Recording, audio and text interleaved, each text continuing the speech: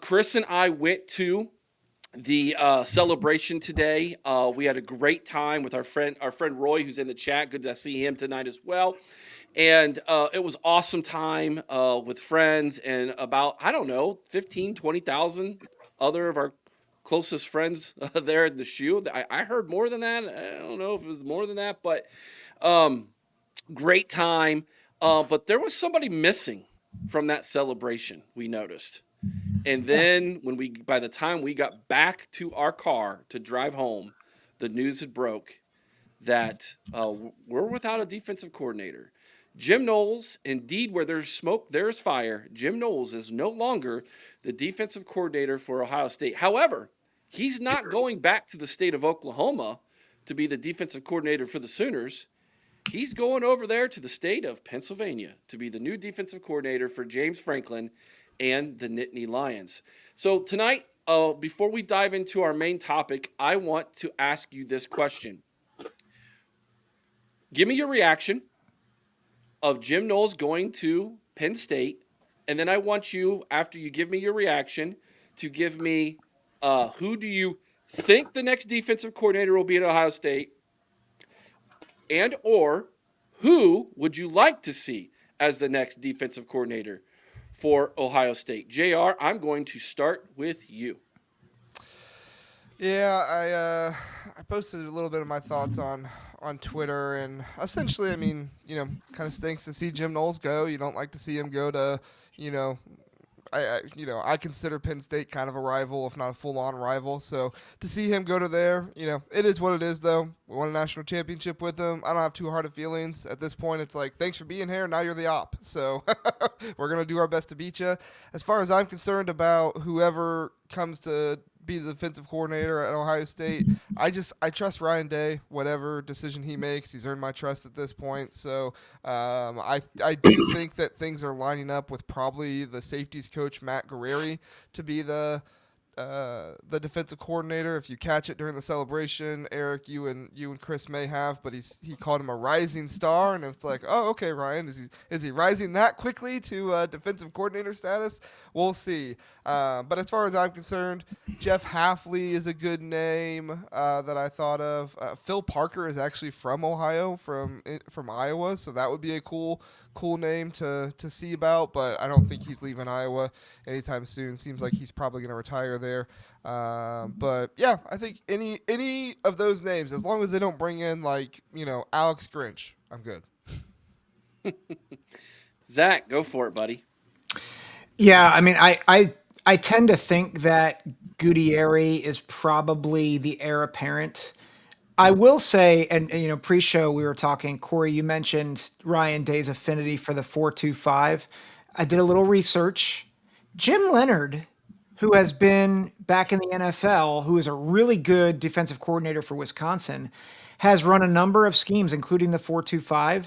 And so, I feel like he's a name that hasn't been out there a lot, but could be someone to kick the tires on. But yeah, it's a bummer for sure.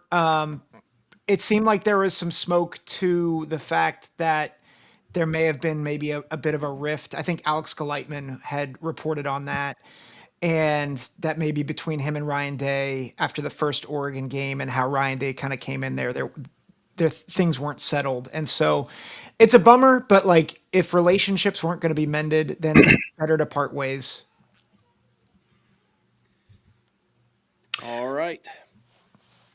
Go All for right. it, Doctor. I am going to say thank you to Jim Knowles. He got us a national championship, or he helped greatly with that. He revived the Silver Bullets without a doubt after what the disaster was that Kerry Combs was. And that being said, come November 1st, we're going to kick your teeth in. I don't care. You're the op now. I think Matty G is going to end up being the hire. I think Ryan Day has built plenty of capital to where he can just kind of pick who he wants and not really get any pushback on it. And I trust Ryan Day. If he feels Matty G's a guy, then fine. I mean, people are going to point to his Duke and Indiana coordinating things where Duke and Indiana defenses weren't really that great when he was there. But I do understand he's well liked by the players. He's Downs position coach. He's from Ohio. He's got play calling experience, and maybe with better talent, Ryan Day feels like he'll thrive. And he's a Knowles disciple, obviously. But My absolute number one choice would be Jeff Hafley. It is not happening. For people who keep mentioning Jeff Hafley as a possibility, they might give him a call, but that guy immediately said, no thanks, bye. He's getting upwards of $3 to $4 million of Green Bay. He's going to be an NFL head coach in the next couple of years. That I would love if it'd be a dream if he came back, but it's not happening. Yeah, Eric, we talked about it, right as we heard the news break, and you had mentioned it, and I think you're absolutely right. I think that Guerrieri's the guy. Jim Knowles' disciple. This is a team that, like you had mentioned, has recruited for a Knowles-style defense. He knows these players that are here. He knows the recruits that we've been working with. I think that he probably is the most logical hire for the program at this time. Definitely seems like Ryan Day has a lot of faith in the young man. So he has been a co-defensive coordinator at Indiana.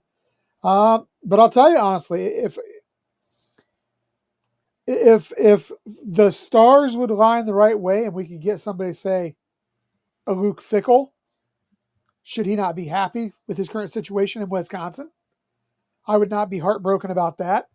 Um, and as we talked, I mean, I really wish Knowles had given us another year or so, because I really think another up and rising guy on this staff is James Laurinaitis. I just don't think he's there yet. So I think Matt G is probably the hire. Yeah, I think you guys are probably right. That it's going to be Matty G. Ryan Day gets up there on the stage, and Chris and I noticed it right away. He Yeah. glossed over his thank you to Jim Knowles. I mean, it was thank you for our defensive coordinator, Jim Knowles.